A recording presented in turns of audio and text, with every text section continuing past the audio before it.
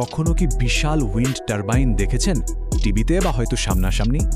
একটা জিনিস খেয়াল করেছেন, ওদের পাখাগুলো কিন্তু অনেক অনেক ধীরে ঘোরে। তো প্রশ্নটা হলো, এত আস্তে ঘুরেও ওরা বিদ্যুৎ বানায় কিভাবে? চলুন আজ এই রহস্যটাই ভেদ করা যাক। হ্যাঁ, এটাই তো আসল প্রশ্ন, তাই না?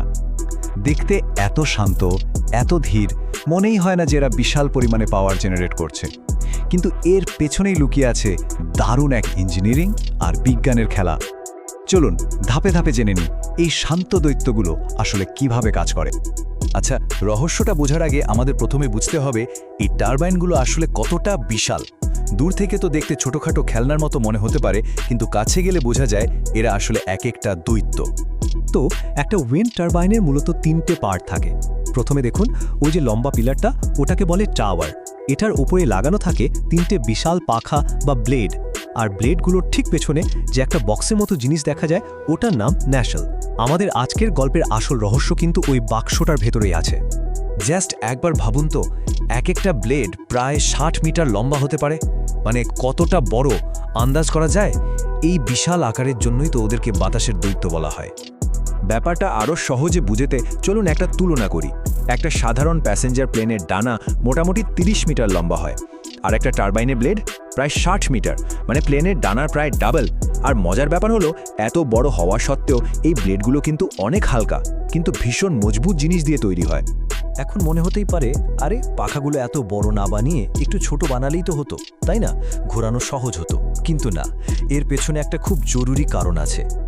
ব্যাপারটা অনেকটা জাল ফেলার মতো। জাল যত বড় হবে তত বেশি মাছ ধরা পড়বে, তাই না? ঠিক তেমনি ব্লেড যত বড় হয় তত বেশি বাতাস আটকাতে পারে, আর যত বেশি বাতাস তত বেশি শক্তি, আর তত বেশি বিদ্যুৎ। তো আমরা বুঝলাম ব্লেড কেন বড় হয়। এবার চলুন আসল জায়গায় যাওয়া যাক। মনে আছে ওই বক্সটার কথা, ন্যাশেল? এবার আমরা ওর ভেতরে উকি দিয়ে দেখব। আমাদের মূল প্রশ্নের উত্তরটা কিন্তু ওখানেই অপেক্ষা করছে। এই যে যন্ত্রটা দেখছেন, এর নাম হলো গিয়ার বক্স। অনেকটা সাইকেলের গিয়ার বা গাড়ির গিয়ারের মতো। আমরা গিয়ার বদল করে সাইকেলের স্পিড বাড়াই না? এখানেও ঠিক একই জিনিস হয়, তবে অনেক অনেক বড় স্কেলে। তো ব্যাপারটা কিভাবে কাজ করে দেখুন। বিশাল ব্লেডগুলো খুব আস্তে আস্তে ঘোরে, কিন্তু ওদের ঘোরানোর শক্তিটা প্রচণ্ড। এই কম গতির কিন্তু প্রচণ্ড শক্তির ঘূর্ণনটা প্রথমে একটা বড় গিয়ারকে ঘোরায়। এরপর ওই বড় গিয়ারটা একটা অনেক ছোট গিয়ারকে ঘোরাতে শুরু করে। আর তার ফলে কি হয় জানেন? স্পিডটা হুহু করে বেড়ে যায়। মানে বাইরের ধীর ঘূর্ণনটা ভেতরে গিয়ে একটা ঝড়ো গতিতে পরিণত হয়, যা দিয়ে জেনারেটর ঘোরে আর বিদ্যুৎ তৈরি হয়। আচ্ছা, তাহলে তো বোঝা গেল যে ভেতরের গিয়ার বক্স স্পিড বাড়িয়ে দেয়। কিন্তু মূল প্রশ্নটা তো থেকেই গেল, ব্লেডগুলোকে কেন এত আস্তে ঘোরানো হয়? আসলে এই আস্তে ঘোরাটা কোনো সমস্যা না, বরং এটাই হলো এই সবচেয়ে ইন্টারেস্টিং ডিজাইন। এর পেছনে দুটো মেন কারণ আছে। 1 নম্বর হলো সেফটি বা নিরাপত্তা। ভাবুন তো, ওই বিশাল ব্লেডগুলো যদি ঝড়ের বেগে ঘুরত, তাহলে কি হতো? প্রচণ্ড চাপে ওগুলো ভেঙে পড়ার ঝুঁকি থাকত।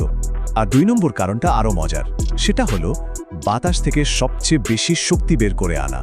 এই বিষয়টা একটু মন দিয়ে বুঝতে হবে। ব্লেড যদি খুব বেশি জোরে ঘোরে, তাহলে ওটা বাতাসের জন্য একটা দেয়ালের মতো হয়ে যায়। বাতাস তখন আর ওটাকে ঠেলে এগিয়ে যেতে পারে না, বরং ধাক্কা খেয়ে অন্যদিকে চলে যায়। ফলে শক্তি তো পাওয়া যায় না, উল্টো প্রায় শূন্য হয়ে যায়। কি অদ্ভুত, তাই না? এজন্যই বিজ্ঞানীরা অনেক হিসাব নিকাশ করে একটা পারফেক্ট স্পিড বের করেছেন। এমন একটা গতি যেখানে টারবাইনটা একদম নিরাপদে থাকবে, আবার বাতাস থেকে সবচেয়ে বেশি শক্তিও আদায় করে নিতে পারবে। মানে একদম নিখুঁত ব্যালেন্স। তো আমরা তো জেনে গেলাম উইন্ড টারবাইন কিভাবে কাজ করে, কিন্তু আসল কথা হলো এই প্রযুক্তিটা আমাদের জন্য এত গুরুত্বপূর্ণ কেন? কেন এটা আমাদের গ্রহের ভবিষ্যতের জন্য এত জরুরি? চলুন এবার সেটাই একটু জেনে নিই। সবচেয়ে বড় এবং সহজ উত্তরটা হলো, এটা পরিবেশের কোনো ক্ষতি করে না। যখন উইন্ড টারবাইন ঘোরে তখন বিদ্যুৎ তৈরি হয় ঠিকই, কিন্তু কয়লা বা তেল পোড়ানোর মতো কোনো বিষাক্ত ধোঁয়া বা গ্রিনহাউস গ্যাস বাতাসে মেশে না। পার্থক্যটা একদম পরিষ্কার, তাই না?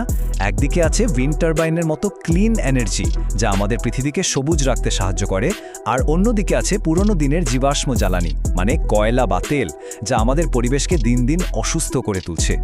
বাতাসের শক্তিকে কাজে লাগানোর এই অসাধারণ প্রযুক্তি আমাদের একটা বড় শিক্ষা দেয়। প্রকৃতিতেই লুকিয়ে আছে আমাদের ভবিষ্যতের শক্তি, আমাদের শুধু সেটাকে সঠিকভাবে ব্যবহার করতে জানতে হবে।